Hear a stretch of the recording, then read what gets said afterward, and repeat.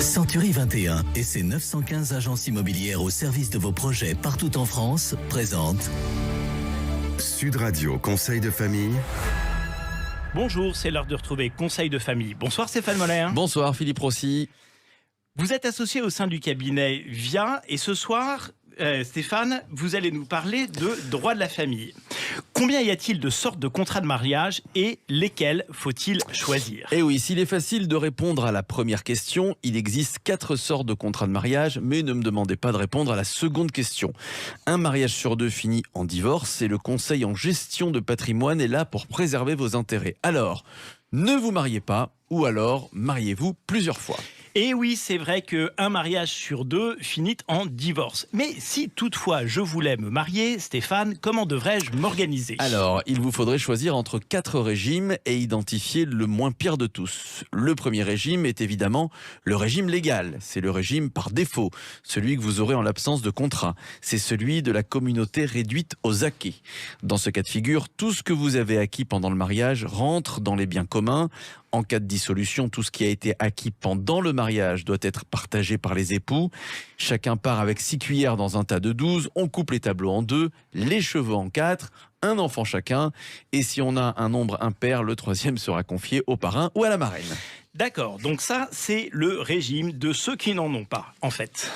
Exactement. Le second régime est celui de la séparation de biens. Ça, c'est le régime de ceux qui savent d'avance qu'ils sont mal barrés.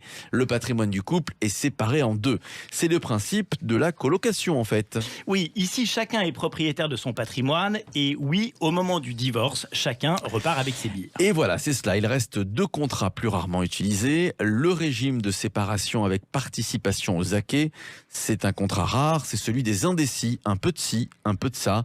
Une fusion des contrats 1 et 2. Pendant la durée du contrat, chacun des époux dispose et gère son propre patrimoine. Mais en cas de dissolution du mariage, on considère que tout ce qui a été acquis par le couple est un bien commun et on partage en 2.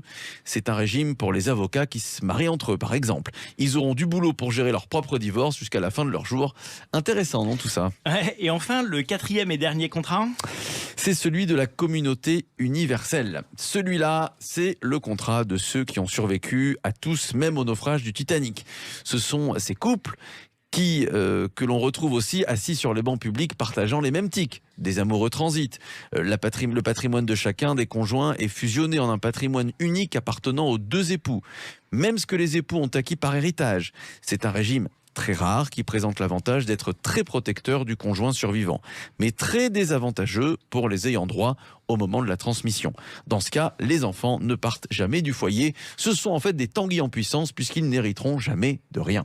Alors, comment on choisit ? Sur quels critères ? Alors, il faut en parler avec son curé, son rabbin, son imam ou alors pourquoi pas votre belle-mère. Ils vous aideront sans aucun doute. Ok, passionnant. Bon, vous aurez compris, c'était le 1er avril. Nous reviendrons évidemment plus sérieusement sur ces sujets rapidement. Évidemment, promis, à demain Stéphane. Et puis si vous voulez encore de moi, évidemment, je serai de retour demain avec vous. Alors, retrouvez nos chroniques quotidiennes sur le site de Sud Radio et posez vos questions sur le blog de Conseil de famille, conseil avec un s-2-famille.com. C'était Sud Radio Conseil de famille. avec Century 21 et ses 915 agences immobilières au service de vos projets partout en France.